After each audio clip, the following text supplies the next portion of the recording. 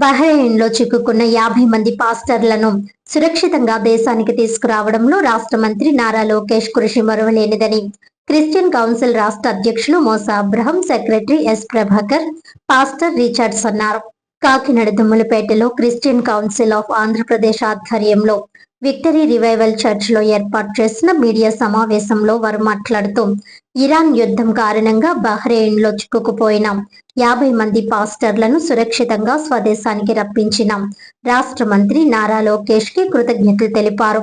అంతేకాక 2017లో Draksharamam CBM church కు సంబంధించిన ప్రభుత్వానికి చెల్లించిన 2 లక్షల రూపాయలను తిరిగి కూటమి ప్రభుత్వం చెల్లించడం జరిగిందన్నారు.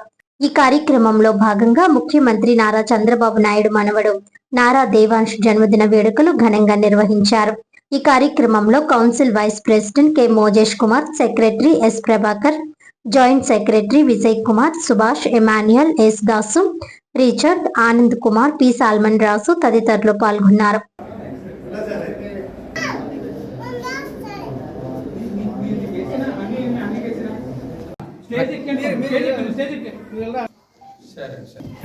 వాటిని సంతోషంగా ధరించుకున్నాము. చిన్న ప్రార్థన వాక్యం చదువుకుందాం.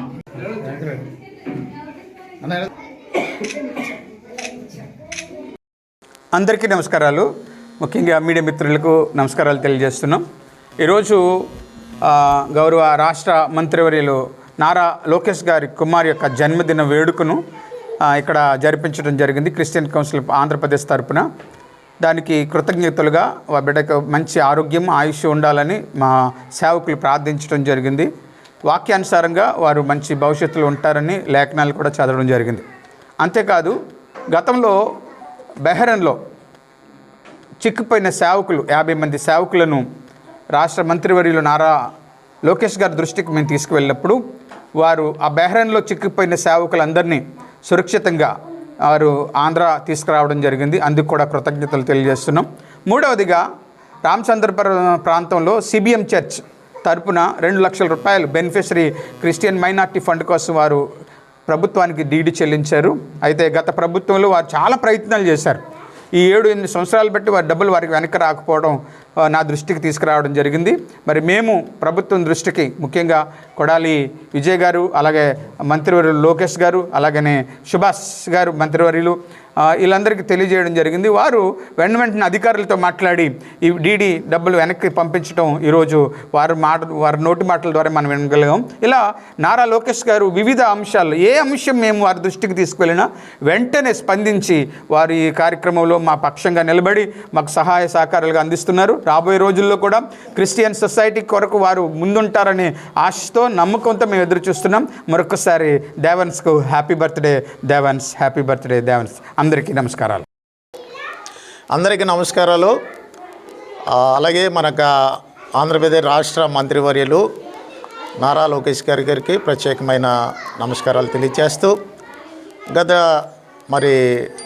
సంక్షేమ నిధుల కొరకు మేము 2 లక్షల రూపాయలు డీడీ తీయడం జరిగింది. అయితే అది టీడీపీ హయాంలోనే తీయడం జరిగింది.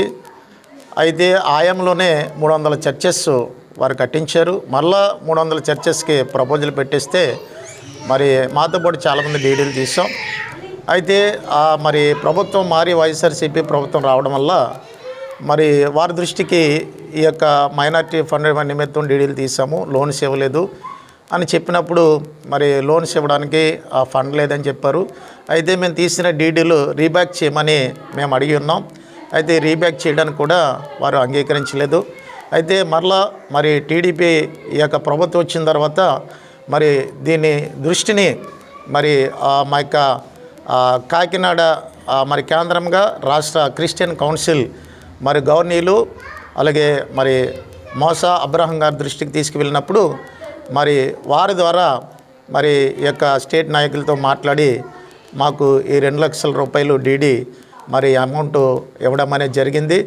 ఈ డబ్బులు రావడానికి ప్రధాన కారకులైనటువంటి రాష్ట్ర మంత్రివర్యులు గవర్నీలు శ్రీ నారా లోకేష్ గారికి, అలాగే గవర్నీలు, అలాగే రాజ్యసభ సభ్యులు గవర్నీలు శ్రీ సానా సతీష్ గారికి, అలాగే గవర్నీలు, అలాగే మరి విజయ్ గారికి, కొడాలి విజయ్ గారికి, అలాగే గవర్నీలు మరి రాష్ట్ర క్రిస్టియన్ కౌన్సిల్ మరి అధ్యక్షులైనటువంటి మోసా అబ్రహాం గారికి మరి ప్రత్యేకమైన నమస్కారాలు, ధన్యవాదాలు తెలియజేస్తూ నా మాటలు ముగిస్తూ